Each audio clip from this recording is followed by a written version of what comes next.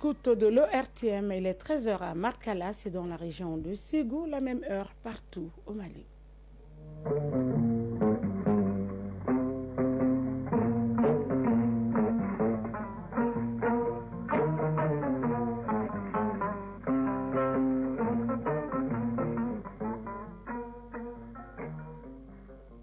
Le journal. Aïssata Saliou Maïga. Mesdames et messieurs, bonjour et bienvenue aux informations. La cité des Balanzans accueille la semaine de la fraternité de la Confédération des États du Sahel. Ce rendez-vous culturel qui est placé sous le thème « Trois États souverains, un destin commun, un avenir prospère » vise à renforcer les liens entre les peuples de l'AES et à promouvoir la paix, la solidarité et le développement durable. L'agence de conseil en immigration canadienne dénommée Acme Mali Immigration Solutions offre ses services pour faciliter l'installation au Canada de manière légale et sécurisée. Ce nouveau programme d'immigration au Canada promet de fournir des conseils adaptés aux aspirations de chaque client et en conformité aux spécificités des lois en vigueur du pays d'accueil. Dans la page sport, on parlera de la 11e journée du championnat national professionnel de Ligue 1 qui a pris fin hier. Il sera également question de la 3e journée du championnat national de foot féminin qui donne son coup d'envoi demain mercredi. Dans la chronique initiative citoyenne de ce mardi, Ousmane Daou nous amène à la découverte de l'association Badiganton des femmes du Wassoulou. Cette association œuvre pour l'épanouissement des femmes et des enfants. Mesdames et messieurs, une fois de plus, bonjour et bienvenue aux informations. Je vous le disais à l'instant dans les titres. Le Mali, le Burkina Faso et le Niger, trois pays intimement liés par l'histoire, se donnent rendez-vous à Ségou pour la semaine de la fraternité de la Confédération des États du Sahel. Ce grand rendez-vous culturel s'ouvre aujourd'hui à Ségou et se poursuivra jusqu'au 9 février 2025. Les délégations des pays invités sont venues pour magnifier cet événement grandeur nature. Cette activité vient réconforter le programme présidentiel du général d'armée Assimi Goïta en faveur du développement de la culture. Les enjeux de cette semaine de la fraternité de l'AES avec Ramata Konaté depuis Ségou. Ségou, la capitale culturelle du Mali, du Burkina Faso et du Niger, du 3 au 9 février 2025. C'est à la faveur de la semaine de la fraternité de la Confédération des États du Sahel. Il s'agit de célébrer certes la fraternité, mais aussi et surtout de consolider la vision commune des dirigeants des trois pays de la Confédération des États du Sahel. Mahmoud Dafé, ministre de l'Artisanat, de la Culture, de l'Industrie hôtelière et du Tourisme. Nos experts ont travaillé depuis quelques mois pour élaborer cette politique culturelle commune des États de l'AES.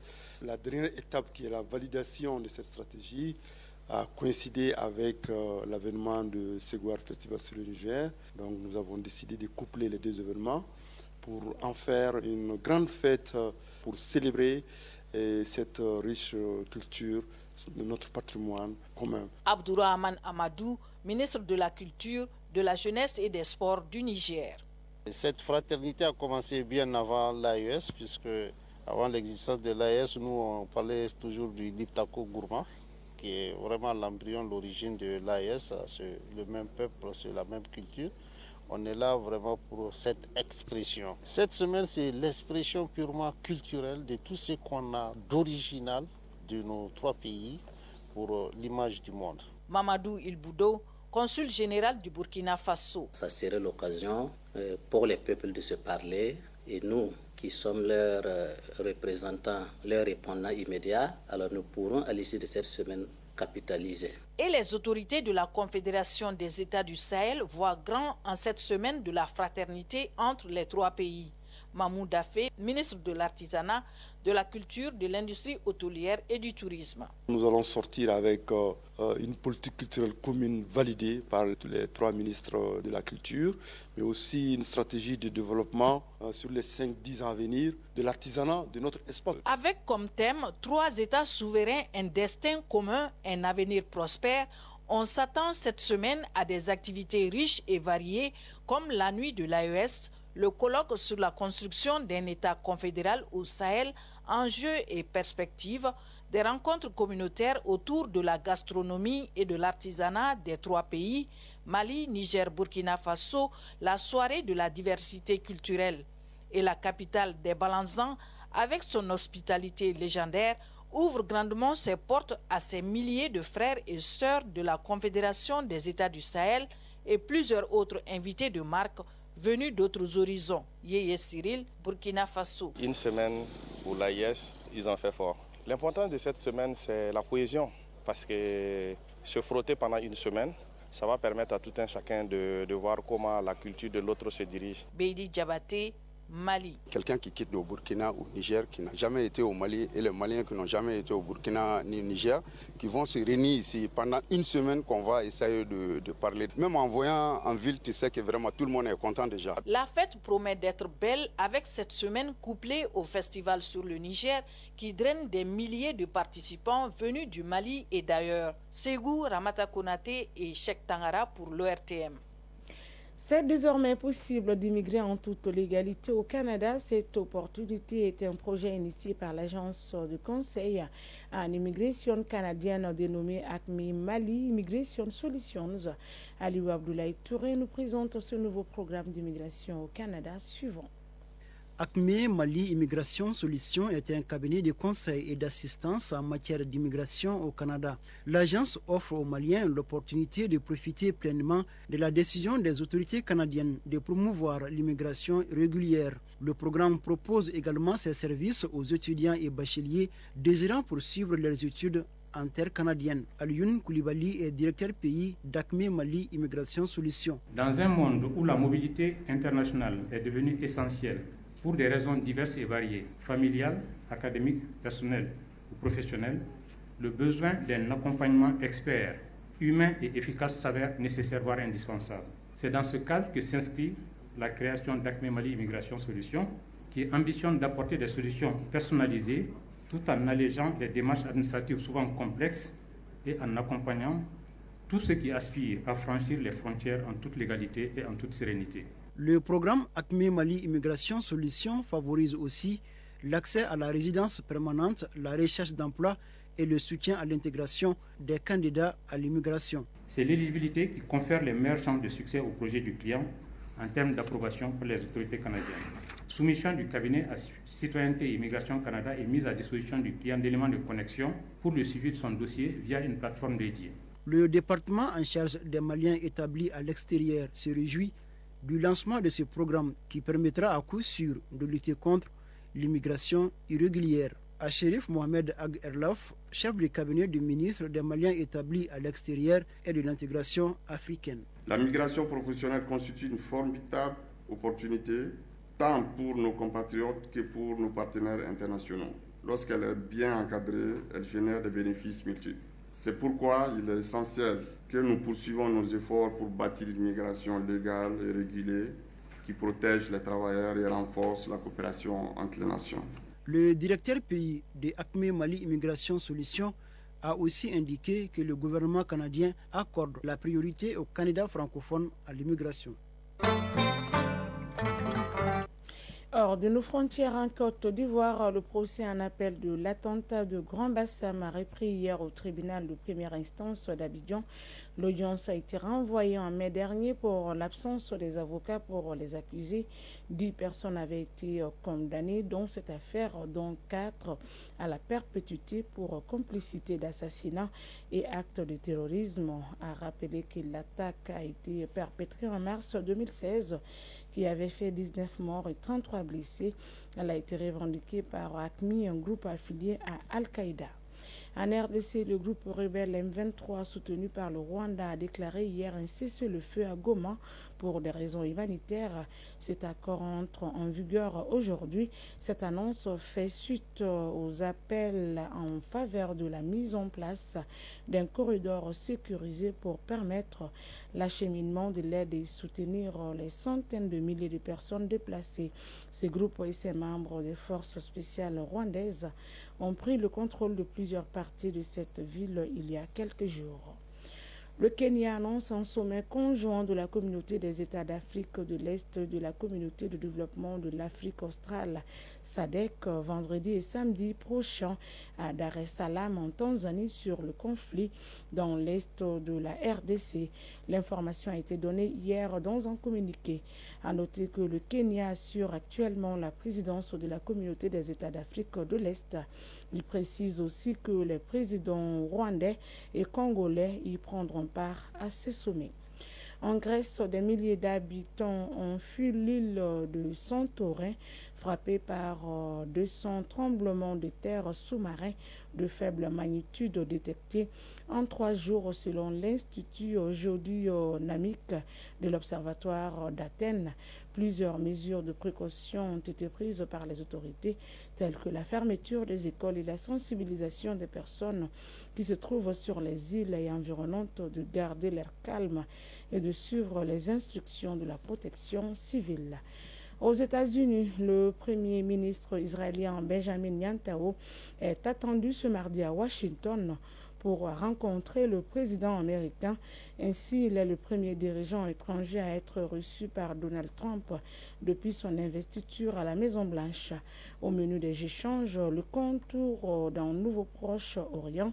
Le président américain s'est dit prêt à accepter un certain nombre d'exigences israéliennes pour mettre fin à la guerre qui sévit à Gaza. Retour à l'actualité nationale. C'est un signe de respect et de considération envers les personnes âgées. Certains travailleurs titulaires et stagiaires l'utilisent couramment pour appeler leurs collègues qui ont approximativement le même âge que leurs parents ou qui sont de même génération que leurs parents. Il s'agit de l'appellation tonton et tonti ou encore koro, grand frère dans les lieux de travail. Pourquoi appelle-t-on certains de nos collègues tonton ou tonti? Cette appellation est-elle autorisée dans les services? La réponse, c'est dans ce reportage signé Duratier Diakité. Dans notre service, il y a un vieux que j'appelle tonton. Il y a une de mes chefs que j'appelle tanti. Oui, tonton ou tanti, un signe de politesse, mais aussi de respect. Cette appellation est courante dans les services, qu'il y ait un lien familial ou pas entre les travailleurs d'un même service. Seba Lamine Diarra est stagiaire. Il y a un vieux que j'appelle tonton. Il ne m'oblige pas à l'appeler tonton, mais vu qu'il est plus âgé que mon père, je l'appelle tonton. Et je suis venu prouver que certains l'appellent tonton. Sadio Siga Sidibé est administrateur de l'action sociale. Oui, et j'ai l'habitude d'appeler un collègue Koro. Bon, au fait, je l'ai fait parce que j'ai trouvé quelques collègues sur place qui appelaient le monsieur la Koro. Et voilà pourquoi moi aussi je l'ai appelé toujours Koro, quoi. Cette appellation-là est trop péjorative pour moi. Moi, je n'accepte pas qu'on m'appelle Koro ou tonton. Pour d'autres, ces appellations relèvent plutôt du social et du bon traitement dont ils bénéficient auprès de leurs collègues. Oumou Dambélé est stagiaire. Il y a une de mes chefs que j'appelle tanti parce que depuis mon premier jour ici jusqu'à maintenant, elle me considère comme sa propre fille. Elle partage ses expériences avec moi, elle m'encadre bien. En un mot, c'est une chef qui est gentille. En plus de cela, elle est plus âgée et dans notre société, nous devons respect aux personnes âgées. Être appelé tonton ou tanti au service est un signe d'attention particulière et de respect mutuel. Abdoulaye Doumbia est administrateur. Dans ma carrière également, j'en ai vécu. Même jusqu'à présent, on me dit koro, tonton. Bon, ça dépend également de l'individu. Si on te respecte comme ça, ça veut dire que toi aussi, tu les as respectés. C'est compte tenu de tous ces facteurs-là que souvent, certains même, difficilement, ils arrivent à t'appeler par le titre professionnel. Pourtant, ces appellations ne sont pas sans conséquences. Elles peuvent impacter le règlement intérieur du service. Sadio Siga Sidibé est administrateur de l'action sociale. À mon avis, ce n'est pas bon de faire ce genre d'appellation dans les services parce qu'effectivement, ça impacte les rendements. Ça installe une certaine familiarité au point que ça peut jouer sur l'objectivité et le professionnalisme. Quelqu'un qui vous appelle comme cela, vous avez du mal à pouvoir orienter la personne d'une certaine manière. Et pourtant, dans le cadre de la collaboration professionnelle, il faut souvent cela pour orienter les activités dans le bon sens. Cette appellation-là, ça n'a pas d'impact positif au niveau du service. Ça n'amène pas de l'efficacité dans la collaboration, sincèrement parlant. Ces appellations sont-elles une exigence du Code du travail? L'inspecteur du travail Suleiman Koulibaly et le gestionnaire des ressources humaines Mahamadou Traoré ont une identité de vue sur la question. Pas du tout. Il n'y a aucune disposition du code du travail ou des conventions collectives qui obligent un travailleur à appeler en tout cas son collègue qui est son aîné, en tout cas tonton ou tanti. Ça, c'est des formules de politesse tout simplement. Sinon, en tout cas, il n'y a pas d'obligation par rapport à ça. La bonne formule, c'est quand je m'adresse à mon directeur, je peux l'appeler monsieur le directeur. Quand je m'adresse à un chef de division ou bien un chef de service, en tout cas, je peux l'appeler par son titre. Il n'y a aucune loi ou particulièrement le code de travail qui recommande cette appellation. Il n'y en a pas. Toujours dans les cadres maliens, c'est l'environnement social qui fait qu'au service, les gens appellent les personnes âgées tonton ou tanti au sein de nos entreprises ou de nos services publics. La bonne formule, c'est d'appeler la personne par son nom, tout en indiquant l'insigne monsieur ou madame. Si c'est par exemple Moussa Diallo, donc monsieur Diallo. Monsieur Diallo, mais tonton et tanti semblent avoir raison de cette bonne formule. Docteur Amadou Traoré est sociologue. Le social malien est d'ordre gérontocratique, où il y a toujours le respect du droit d'aînesse, ce qui amène des appellations telles que Koro, grand frère, tonton, tanti, j'en passe. Il s'agit d'une influence du cadre informel sur le formel. Le cadre formel recommande les titres monsieur, messieurs, madame, mesdames. À certains niveaux, l'informel domine cet aspect, à l'image des considérations sociétales. À certains niveaux, l'informel peut entraîner le laxisme, voire la corruption. Les titres de tonton, de papa et autres, c'est à la maison. Le respect des aînés est une des valeurs cardinales de notre société. Mais quand une pratique porte un coup dur au bon fonctionnement d'un service, son abandon n'est-il pas une décision sage ?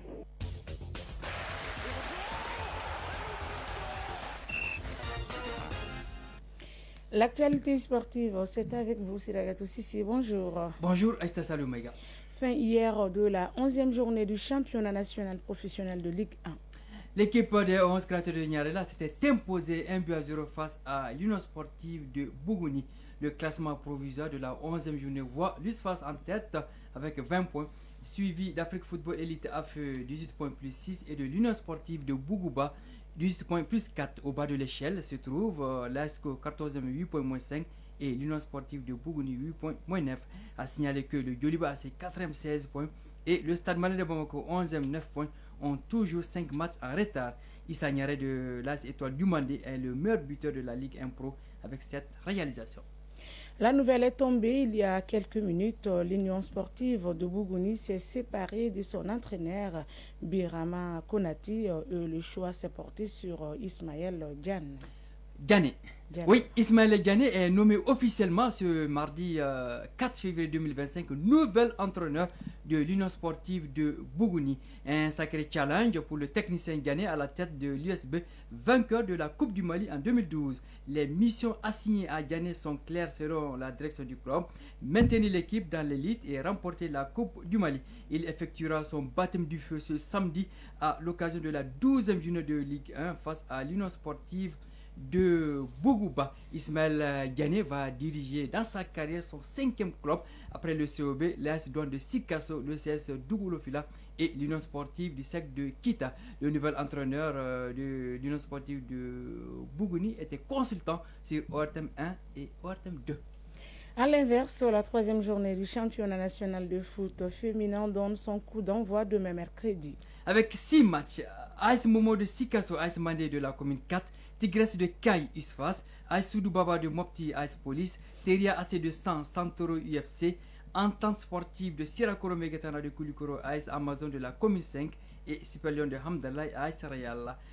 Vous l'aurez compris, 5 matchs à l'intérieur du pays pour cette 3e journée du championnat national de foot féminin. Un tour en Europe où on joue ce soir en Coupe nationale. En France, les 8e de finale commencent ce soir. Au menu, 3 Brest, Lille, Dunkerque et Le Mans, Paris Saint-Germain. En Espagne, l'heure est au quart de finale. L'Atlético de Madrid joue contre Retafe. En Allemagne, on dispute également les quarts de finale. Et pour débuter, Stuttgart-Augsbourg. Enfin, en Italie, les quarts de finale sont à l'honneur avec la première affiche, Atalanta de Bergame-Bologne. C'est tout. Et c'est qu'il fallait retenir. Merci pour toutes ces informations sportives. Initiative citoyenne. Le développement par nous-mêmes. Dans la chronique initiative citoyenne de ce mardi, Ousmane Daou nous ouvre les portes de l'association Badinyaton des femmes du Wassoulou, créée depuis 1980 par un groupe de femmes. Aujourd'hui, elles se trouvent un peu partout dans le monde. Elles œuvrent pour l'épanouissement des femmes, des enfants, avec toujours un leitmotiv, l'union fait la force. Pour plus de détails, suivons Ousmane Daou. Englobant une partie des Bougouni et de Yanfolila, le Wassoulou est une aire géographique avec un brassage de plusieurs ethnies. C'est pour répondre aux besoins du développement endogène que l'association Badinyaton des femmes du Wassoulou a vu le jour en 1980. De cette date à nos jours, elle a mené plusieurs activités portant sur l'autonomisation de la femme. Fatoumata Diakité est l'organisatrice de l'association Badinyaton des femmes du Wassoulou. L'association intervient dans tous les domaines, que ce soit éducation, santé, culture et tout ce qui concerne le développement du Wassoulou. Les populations adhèrent. On a des activités qu'on mène ici à Bamako. Par exemple, le dépistage du cancer presque dans beaucoup de quartiers. Le développement des femmes, des enfants du Wassoulou. Contribuer au développement socio-économique culturel, faire en sorte que les femmes et les enfants de l'association ou des non-membres en bénéficient est le credo de ces femmes qui ont engagé une lutte pour l'autonomisation des femmes avec un seul mot d'ordre, l'union fait la force. Fatoumata Diakité est l'organisatrice de l'association Badinyaton des femmes du Wassoulou. On a formé des femmes, des enfants aujourd'hui qui peuvent travailler pour eux-mêmes. Bon, il y a d'autres qui n'ont pas les moyens de travailler pour eux-mêmes parce qu'ils n'ont pas eu de kit après les formations. Donc on a ces problèmes-là vraiment. Le financement de l'association, ça vient de nous-mêmes. On a des cotisations mensuelles, 500 francs par mois. Il y a des femmes à Bamako, il y en a qui se trouvent au village, donc les cotisations là c'est pas facile. Sinon l'association ça fonctionne avec notre propre fonds. Avec une présence au Mali et à travers le monde, partout où résident les ressortissants du Wassoulou Mali, cette association est un exemple d'union et d'entraide pour le développement de leurs localités respectives en se donnant toujours la main pour leur bien-être à tous. Point final à cette édition qui vous a été présentée par Aïssata Saliou Maïga. Sa mise en monde a été assurée par Bintou Traoré et Bassan Kamara. Mise en ligne, Badi Touré, réalisation Fatoumata Tangara et Kumba Sissako, coordination Ousmane Daou. Merci d'avoir été des nôtres. Et à très vite sur les antennes de l'ERTM pour d'autres informations encore plus poignantes d'ici et d'ailleurs. Restez connectés dans quelques instants. Kanike Itaya Adama Koulibaly seront là pour les avis et communiqués divers.